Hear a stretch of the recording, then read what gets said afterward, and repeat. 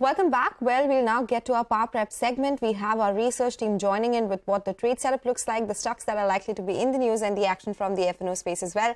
Hey guys, a very good morning to all of you. Vivek, let me come across to you first up. Looks like another weekday for our own markets. Well, you're absolutely right. Good morning. Yesterday, while we started off on a very weak footing, story actually was the fact that we managed to see a significant recovery in the second half of the trading session. And, today also will be important to see whether we can manage to do that. But while, like you mentioned, the overnight setup, the trade setup actually looks quite muted given the fact that, overnight Wall Street cues have been quite negative. The FOMC minutes have actually indicated that, further rate hikes are not ruled out as of yet. And on the back of that, you did see some selling pressure, emerge across US markets, especially. Crude oil prices too, fortunately have seen continuous decline. Third trade session of losses in yesterday's trading session, and WTI futures now below the $80 a barrel mark. Now, talking about the Indian markets, yesterday we did mention that we saw strong recovery in the second half. However, banks continue to underperform. Along with that, the metal pack yesterday on the back of a much stronger dollar actually saw some significant weakness. Good part was the broader end of the markets continued to outperform, with both mid-cap and small-cap significantly outperforming. And the broader end of the markets actually saw very good advance decline ratio as well. Now, today morning, Asian markets are starting off on a weak footing, and the GIFT Nifty 2 is indicating a muted start for our own markets. Okay, all right. Thank you so much for that, Vivek. Now over to Abhishek, who will list out all the stocks that will be in focus today. Well, to begin with, Nava, the company has suspended production in their Odisha plant due to damage in the raw material handling system. So they have an insurance over there. However, it will take 2 months before the resumption on production happens. Power Grid, they have successfully commissioned the project assets under Northeastern Region Strengthening Scheme 6, for which, notification for commercial operations have been received by them.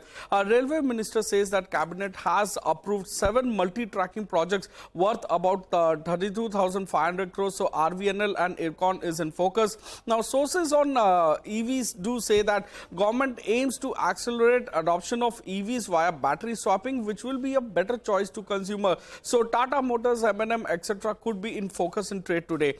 In terms of block deal, Adani Power block deal promoter sold about 31.1 crore shares. GQG fund has bought about 15.2 crore shares. JSW Energy block deal promoter has sold about 2.1 crore shares, of which 1 crore shares have been bought by GQG funds. Aurobindo Pharma, they have launched HIV triple combination product for children living with HIV. This to launch the product in low and middle income countries under voluntary license from VIIV Healthcare. Cipla, they have an FDA Konkan division suspends the FDA license of their Patalgana plant manufacturing unit for 10 days in December. Alembic Pharma, BSE has written the company's draft scheme of reorganization of general reserves between the company and the shareholders. Back to you.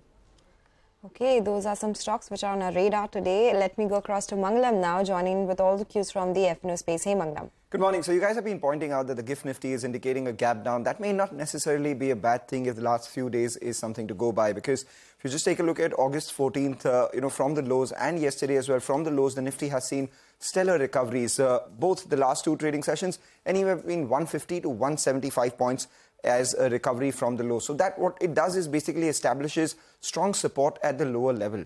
In fact, for the Nifty, the 50-day moving average, support between 19,250 to 19,300, and the Nifty Bank, it would be the 100-day moving average, which is 43,600. Those are important lines to watch out for on the lower side. However, for the markets to move higher, just the way they did yesterday, we need a couple of things to pan out. One, the FIs have to buy, as they did yesterday, close to around 3,100 crores in terms of institutional buying. And secondly, there has to be a lot more short covering, because despite the FIs buying about 221 crores in index futures yesterday, their long exposure is still at 39% itself. There is weekly options expiry today, so the second half will be extremely crucial.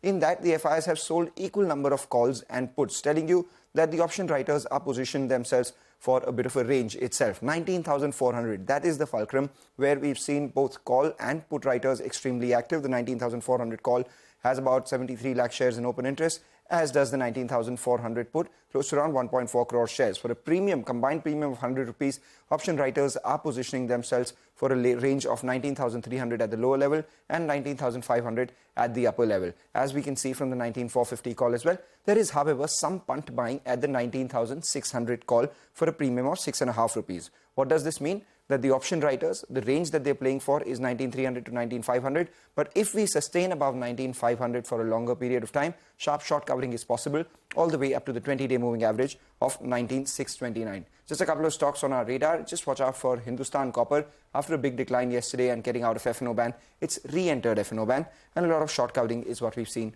on Infosys.